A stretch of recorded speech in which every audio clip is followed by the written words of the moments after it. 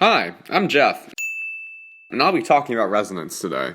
Let's start by imagining something, a thought experiment if you will. Imagine that I have a machine that pushes and pulls a block according to my instructions. I can change how strong these pushes and pulls are, how fast they are, and everything else about them. Now imagine that the block is attached to a spring, which tries to resist our machine. So when our machine pushes, the spring will push back, and when our machine pulls, the spring will pull back. For the rest of this video, think of the spring and the block as being glued together, and the machine is pushing this whole thing, which I'll call the system. Next, imagine that the machine is told to push and pull according to this equation. This says that the force the machine exerts is related to the position of the block and the acceleration of the block. The other letters and symbols here just represent arbitrary numbers I can adjust. If I turn this machine on, the block will start to vibrate at some frequency related to those numbers I put in. Let's call that frequency omega.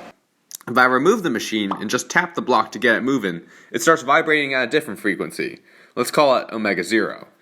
Now, omega and omega 0 are not the same. This makes sense because omega is what we get when we force the system to move with our machine, and omega 0 is what we get when we let the system move by itself. If we change up some of the numbers that make the machine run, however, we can also change omega. And when omega gets close to omega 0, things start to get weird. The whole system will start moving more and more forcefully, with the string getting stretched out further each time. If the frequency is just right, in fact, we can shake the system so hard that it breaks.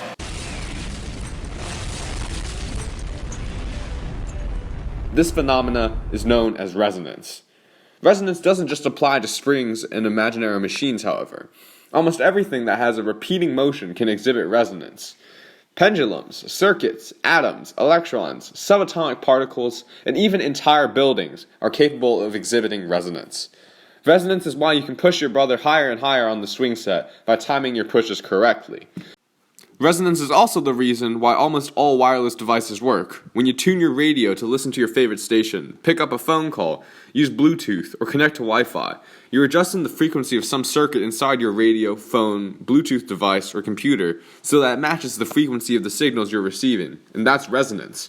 Resonance can also have negative consequences. When the Tacoma Narrows Bridge collapsed in 1940, just months after it was first built, it was because the wind that day had the same frequency as the bridge itself, causing it to twist more and more violently until it finally snapped. So, hopefully you learned something about resonance today. If you did, please be sure to like, subscribe, turn on notifications, prove string theory, solve the Yang-Mills mass gap, make a room temperature superconductor, revive GUTs, and honestly just do whatever you want. See you next time.